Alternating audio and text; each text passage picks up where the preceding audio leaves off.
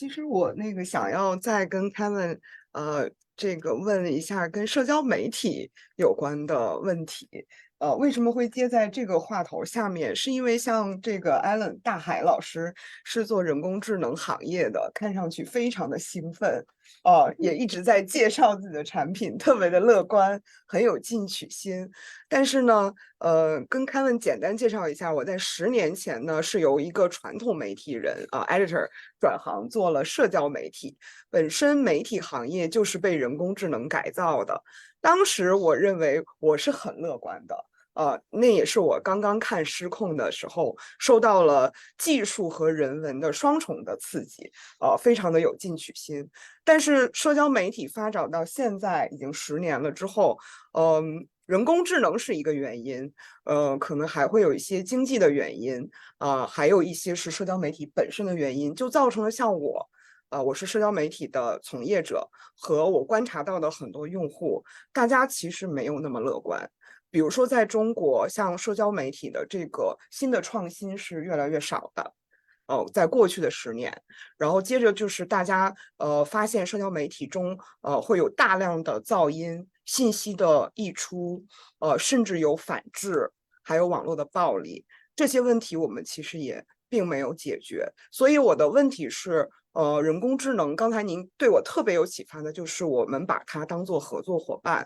那作为一个社交媒体的从业者，您认为我们应该如何去把人工智能当做我们的合作伙伴？如何去解决那些社交媒体上的问题呢？ Yes. The one thing that I don't know if it makes it in translation, but again, I want to talk about AIs, plural. There's not just AI that will help you. There will be many species of AI, many varieties, many kinds. Some may be more useful for what you want to do. Others will be used in ways they'll be invisible. They're going to be used for making recommendations. They'll be used in commerce to customize and personalize things. Most AI that will be used in the world, most of the AIs will be invisible to us. We won't ever see them. We won't even know that they're there. 95% of the AIs that we use, we will never see, just like 95% of the technology in your life you never see. It's behind the walls, it's underground, it's invisible, and that's because it's successful. The more successful a technology is, the less we see it. And as AI becomes more and more successful and important, it'll become more and more invisible. So most of it we'll never see on a day-to-day basis. Some of them will be customer facing, they'll face us and we'll notice those. And so a lot of the AI that will help make your life better, you will never even be aware of, just like you don't think about the water in the pipes. It's going to be embedded and invisible because it works. And so there will be some consumer facing AIs that we will interact with, and they will tend to be more human scale, more human-like, because we're comfortable with that.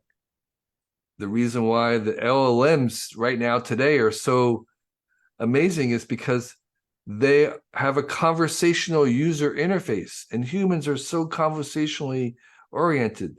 So they feel so powerful because of the conversational aspect of it. And so we are very conversationally oriented social beings. And so we really respond to that. The other AIs doing the work in the back offices are more mechanical, more machine-like. And we're not sympathetic to them. They don't feel good to us because they don't know how to have a conversation.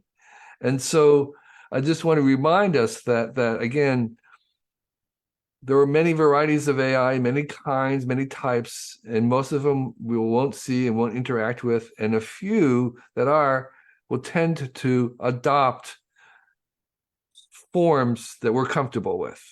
And that includes conversation. That includes being polite. That includes being creative.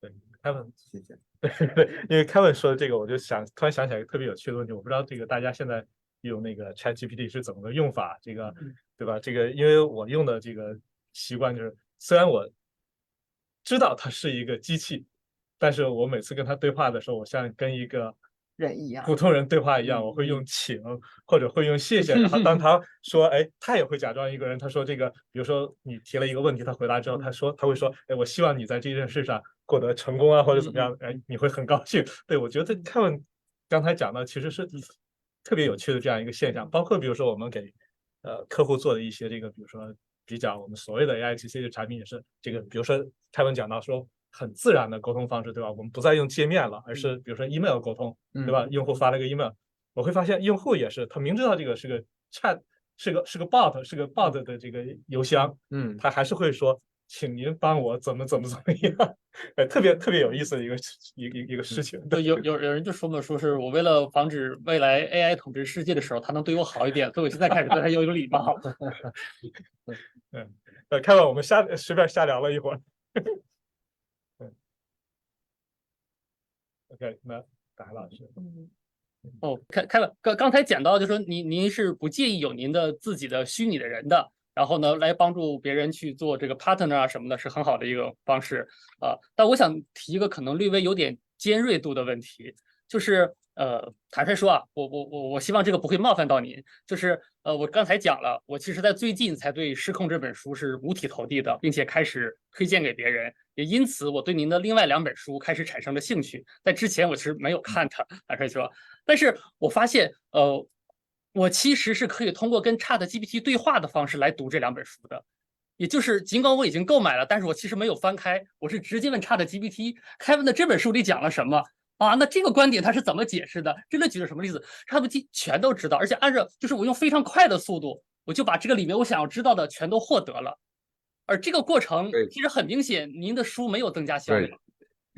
不知道你怎么看？你怎么看？ It's a brilliant idea, and probably the Chat GPT will be easier to read than my book. So I highly recommend this approach to everybody. 那 GPT 是不是应该付您这个版税啊？对，这就是版权问题了。Yeah, no, it's not, and I think the idea. First of all, I'm very privileged. I'm very honored that it knows my book, because I think it doesn't know every book, and a lot of artists and writers are concerned that the chat AIs are stealing, reading their work and not paying them. And I'm the opposite. I think that in just a few years, authors will want to be included in the training set. That'll become a privilege, because the training sets will be curated. Right now, they're just being trained on anything that's available. But over time, we will begin to curate and teach the AIs like they're in school. Like they'll say, my AI is better educated than your AI. The people who are selling the models, they'll say, our model was curated on the best knowledge of humans and not the trash. Another model will say, our AIs were trained on all the politically correct material and none of the politically incorrect, and therefore you should use our model. And I think authors will come to want to be included, and that's sort of like being included in the Library of Congress or being included in a university curriculum. The authors will want to be included and trained to do the AI. And so right now, they'll form a line saying, they'll start to brag, saying, my work was used to train this model. And so it'll become a badge. It'll become an honor to be included, to be trained, because that means that you have influence. That means that you're influencing people. And influence is much more valuable than money.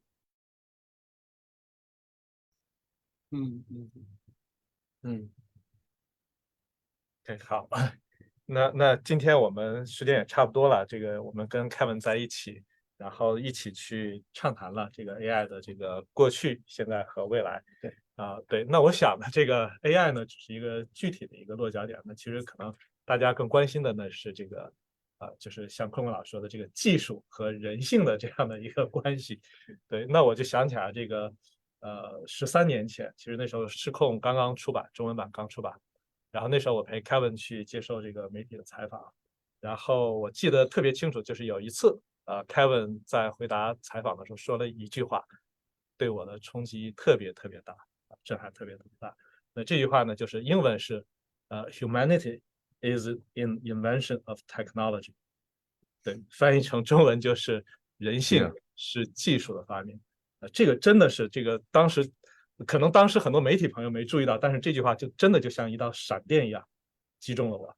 对，我现在回想起来，我就觉得这句话就像是500年前哥白尼在喊“地球是围绕着太阳在转”，就是这么大的一个冲击。其实回应一下佳明老师，我今天受到了很大的冲击，也许跟您第一次听到人性是技术的发明差不多。因为我们作为普通人，并不是人工智能的从业者，我们的最大的恐惧来自于不确定，来自于看不清。但是今天您的那句话说，我们把人工智能首先要分类，它是有不同的类别的啊，这是很重要的。第二个就是把它当做另外一个外星人。这时候我原本准备了很多问题，实际上是二元对立的。但实际上，如果我们把人工智能当做人类的平等的合作伙伴的时候，我觉得我的很多问题都有了自己的答案，就是我们就做好人本身就好了。我们跟另外其他人是如何做人的，我们就仍然如何做人，不因为人工智能的出现，我们就跟以往的人，就更优秀了，或就更卑鄙了，好像都不是。这是我今天最大的启发。所以很多问题本来准备了，后来我觉得没有必要问了，我有了答案。对呀，对，因为您视角换了嘛，视角换了之后，很多问题其实就没有了，就消失了。是的。Kevin 有没有什么问题要问我们？对，那 Kevin， 那最后一点时间还是留给你。Oh boy. I might have one question, but I just want to be sure to say that, this Out of Control was published a long time ago, and it's had great success in China. And I would say most of that success is due to Jiaming and his efforts to have it translated into Chinese and to continue to help me translate it into your wonderful, great country. And that has been a real privilege to me. And I'm very grateful for his work in trying to make it better known. And for him, I want to be very, very clear that a lot of that initial work at bringing these difficult ideas, as you admit that they're difficult to kind of understand, that they're at all understandable, is because of Jiaming's help in making that happen. So thank you for making that happen. Thank you, Kevin. I know I'm embarrassed. I know I'm embarrassing you, but that's okay. So one of the question that it's hard for me to tell from this distance is the I have a sense of America. There's kind of a real split among people who think this is the worst idea that they've ever heard and the best idea. There hasn't been that kind of a split with the internet. The internet, generally people either didn't understand it or not, but once they understood it, they'd adopted it. AI has more of a split than most technologies, where there are people who just think it's going to end up badly. And I'm wondering what is the general person on the street feeling in China about AI? Is it they don't know about it and don't care? They know something about it or want to wait and see? They have strong feelings about it, even though they don't know it. They have tried it and find it scary. So you could help me a little bit, because I haven't been there very long to see myself. How would you describe the general person on the street attitude about AI at this moment? 要不空空老师您来回答一下看吧，因为我们都太技术了。我试着来描述一下，但是我可能没有办法把整个中国的社交媒体对于 AI 的情况，这么短时间内就完全的讲清楚。我努力的总结一下。首先，在 GPT 刚刚出现的时候，其实是出现了在社交媒体上，不管男女老幼都是非常的兴奋的。但是这个兴奋是中性的，有的可能里面暗藏着一些这个我希望从中这个能够找到机会，而有的人可能会怀有恐惧，但 anyway 是非常高的热度。这是 GPT 刚刚出现的时候，然后接着 GPT 其实迭代了几次，然后在这个过程中，我认为我观察到的中国的社交媒体可能出现了几个小变化。第一个就是有一种人，他们已经抓住了信息差，开始去做跟 GPT 有关的赚钱的生意这是普通人在做的，他们并不是大模型的研发人员，他们仅仅是更关心、更关注GPT 或者说人工智能的技术发展，他们是一些信息获取者。这时候就会出现一些培训者。他们的主要职责和他们赚钱的方式是教普通人如何去理解并使用人工智能，这是中国社交媒体上已经出现的第一种情况。很热，很高热。第二种情况是很多普通的职场人，大家其实是在剧烈的讨论，我究竟应该去在未来从事什么样的行业，或去做什么样的技能培训，帮助我在人工智能的时代能够更有生存之地。跟我们今天谈论的更人类化、更仰望星空不太一样。很多社交媒体上的朋友们是非常个人化的，他们就是考虑的是自己的生存问题。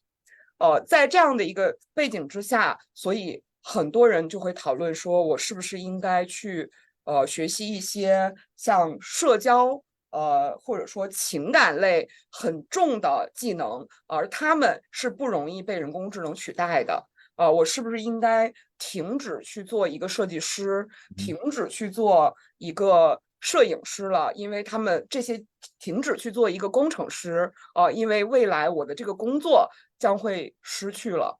但整体而言，这些人是在焦虑和不确定中努力的想要活下来。这是第二种人。然后最后还出现了一种特殊的情况，可能是在中国的社交媒体上，因为刚才我们也提到，人们的悲观或者是消极是来自于不确定。整体而言，人工智能是让普通人感觉不确定的，所以大家整体而言是恐惧的。但同时呢，中国的目前的发展速度也好，或者经济环境也好，也让人感觉不确定。所以呢，有一群社交媒体上的用户，非常非常的悲观。他们不仅对人工智能或者说人类的未来是悲观的，甚至对于当前自己的生活也是悲观的。所以会有一些流行语叫躺平。对，这是最后一种人。我为什么把最后一种人放在这个问题里回答，是因为人工智能其实是造成大家躺平的某种小小的原因，不能说完全没有关系。In the US, I've been asking people to give me a name of a real person that they knew who lost their job because of AI, and there's been nobody. not one person who lost their job because of AI.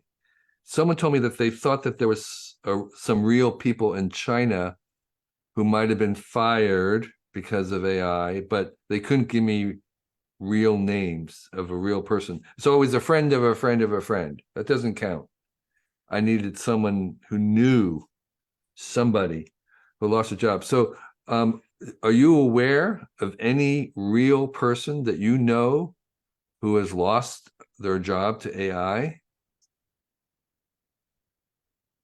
海老师，你这有例子，或者你有空空老师，你有实际的吗？Real person？我必须说没有，但是我经常听 Yeah. 到恐慌的声音。Yeah, I heard a lot, but it's a friend of a friend of a friend. It's urban legend. So anyway, I if you do know of somebody, one person who has lost their job, and you can give me their name, I'd really appreciate it, because right now it's a fear that I don't think is grounded in any kind of reality. 所以从 But go ahead. 您先， Kevin, go ahead. No, I didn't have anything more to say. 其实您一直是对于技术发展是蛮乐观的嘛。